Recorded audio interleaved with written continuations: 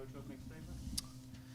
Yeah, if I felt a certain way about the way that we played on Tuesday, I feel the opposite tonight. I thought we were really good. I thought our just energy defensively, our focus defensively, how active our hands were defensively, I thought it was good. I thought we played with a lot of purpose.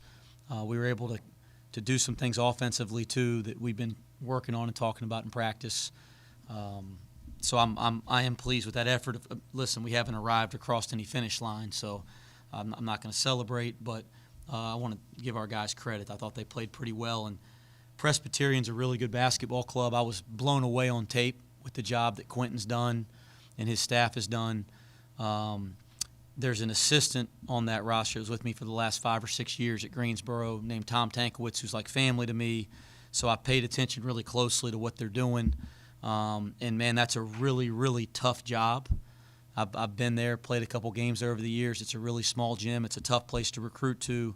And they put together a really competitive roster. They play well together. They guard. They run good stuff. So I think they're going to have a terrific year. So I feel good about the way that we played against what I think is a pretty good basketball team tonight. I want to welcome Abdul Ado to Cincinnati. I'm glad he showed up, and hope he stays a while. But I thought his, presence defensively was there all night, and we got a chance to see him make some plays around the rim in the second half. But he needed some good things to happen. He's been battling some injuries and learning the new system after getting accustomed to a system at Mississippi State over the last 4 years. So it's been a little bit of a process, but I thought tonight we saw some of the things that we believe he's going to be able to do and impact the game and have a good year for us. After that, I looked down at the stat sheet. Vic was just cramping, if anybody's worried. I mean, that's part of the deal. He's been in and out of practice, so he's got to continue to get in better shape. But I looked down at the stat sheet, and, different guys are scoring it, and it seems like we're sharing the ball pretty well. You look down and you have 21 assists. You got to be proud of that. And we're going to be a team that different guys can score it night in and night out, different 4-minute segments in the game. And I think we have to embrace that as a team and embrace our depth. And if we do that, I think we could have a pretty good offensive team. And that's pretty fun as a coach to have a team that will embrace, no matter whether they're shooting the ball or they're making the plays, they'll embrace just playing their tails off for their teammates. So that's something I think we can build on. Finally, it's been a nice 4-game homestand to get the year started. We got a lot of work to do. There's a lot of things we have to get better at. We're going to learn a lot about ourselves here over the next 4 or 5 days as we go to Kansas City to play in a pretty big-time event against big-time teams. I know you guys were pretty worried with Rayshawn Harrison tonight. You got 16, but you made him really work for it. You had to be happy with what you guys were able to do on a guy that can score like that. He's a big-time guard. He was giving Clemson all they wanted last week. We're watching the film, and he looks like he belongs on any court in America. And, Quentin's really given him the freedom to go play. And you look down at this line, 6 for 15, 0 for 5. I thought we bailed him out a couple times, fouling him while he was shooting the ball. But outside of that, I thought we made him really work for everything. He's a good player, so he's going to make some. But I thought we did a really good job on him tonight. You talked about Dual kind of throwing him in this form. You wouldn't think that would necessarily come second game in 3 days. He just need a couple games to get going. Well, I just think it's just been a little process. Again, he's had some injuries, nothing to keep him from playing, but just the kind of stuff that's frustrating. And then he's trying to learn a new system. And, I think Abdul's a creature of habit and had mastered playing in the system he played in for Ben Howland at Mississippi State. So I think the combination of that, and then maybe just hadn't kind of went his way here the first couple games. I think it was just building up, and it was good to see him kind of come out and make some plays tonight. See, you pay attention to things, Chad, that I don't even pay attention to. I don't even know about the rap. I pay attention to whether he's in a stance or rebounding, that type of thing. But I thought it was the best effort he's played with thus far this year. 13 players played, 13 players scored. Your depth is a strength of yours, obviously. How did that show tonight? Yeah, I think it's one of the things I talked about in the locker room with the guys. I think it's really important because it's what's going to make us different as a team. It's what's going to give us a chance to be a successful team. And we really do have like 12 rotation-type players on our team right now. Obviously AJ's out with the ankle, so it's 11. And that can be this great strength. It's been a strength to date, Keith, but guys have to embrace that. And not everybody, especially in 2021 in college basketball, guys aren't always willing to embrace that. And to have a locker room full of guys that are really willing to embrace sitting a little bit to let somebody else come in the game, or playing so hard they get tired because they know somebody else can come in behind them, or knowing it might not be my night, that's pretty rare. And I hope we can build upon that, because if we can sustain that type of mentality all year, our depth, the ability to kind of spread our offense around, can be a real strength of our team. You mentioned the depth, but 30 finished with 8 points tonight. Talk about what it was like seeing him get going early as he had back-to-back possessions getting to the foul line. He's been fantastic. I mean, I think anybody that's watching feels that. You feel his energy. His body's alive. He finishes above the rim. He's making plays at the rim defensively. He runs every time. He does his job. His skill level's really improving because he works at his game so hard. So I thought he was terrific tonight. But honestly, guys, I think he's been terrific the first 4 games. I'm really pleased with Odie, and I think he's just scratching the surface of who he can become as a player. Yeah, another big run in the first half. Is that, we talked about how defense can kind of spark that, but is that something you expected out of this team, to be able to sustain those 20-3 type runs? Yeah, I think if you really defend, you're going to create live ball stops, whether they're turnovers or defensive rebounds. And we work on our running game every day. And I think our running game looks like it's getting better in terms of just doing our job every possession and then just making simple plays with the ball. I think one of the things we talk about a lot with our team is the key to our transition offense is actually doing it, actually running. It sounds cliche, but it's tough to get teams to run every possession. And then the second key is just making simple, fundamental plays. Just the easy play in transition is usually the most successful play. So I thought tonight we ran pretty consistently, and I thought we made simple plays for the most part. We had a couple silly errors, but I think it's getting better in practice, and I think we're getting better game to game. You talked about it earlier, but how big is this trip to Kansas City? I think you'll finally get to see how good or bad this team is early on. They're all big, and practice on Saturday is big. I think it's always going to be about one day at a time. Like every day's big, and you got to try to grow. But we'll learn a lot about ourselves, Keith, when we play against some of the best programs in the country, best teams in the country this year on a neutral floor. So I think we're all excited for that challenge and that opportunity. But we'll learn a lot. It's not big in that it's all or nothing. I mean, if we have success, that can give us a lot of confidence. If we have some failure, we can learn and grow from it, and that's going to be the way we approach it every day. So it's big because I think it's a big opportunity for us to get better.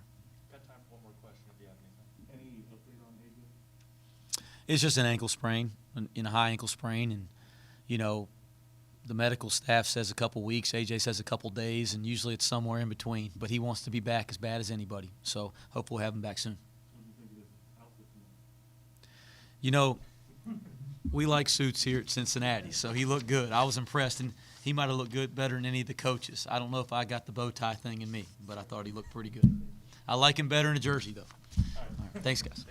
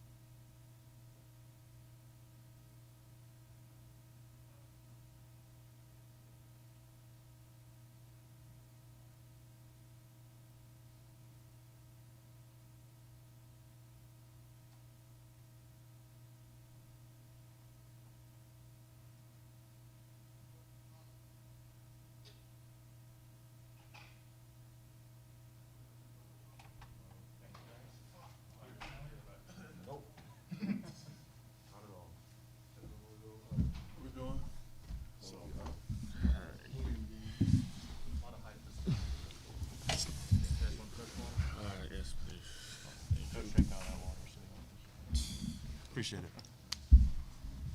All right, Abdul Ado and Odio Guama. Sir. Abdul, coach just welcomed you to Cincinnati when you was up here. What was it about tonight that you were able to kind of get going for maybe the first time this year? I think my teammate have a big role to that. Honestly, I'll give all the credit to my teammates, and honestly, all the coaching staff.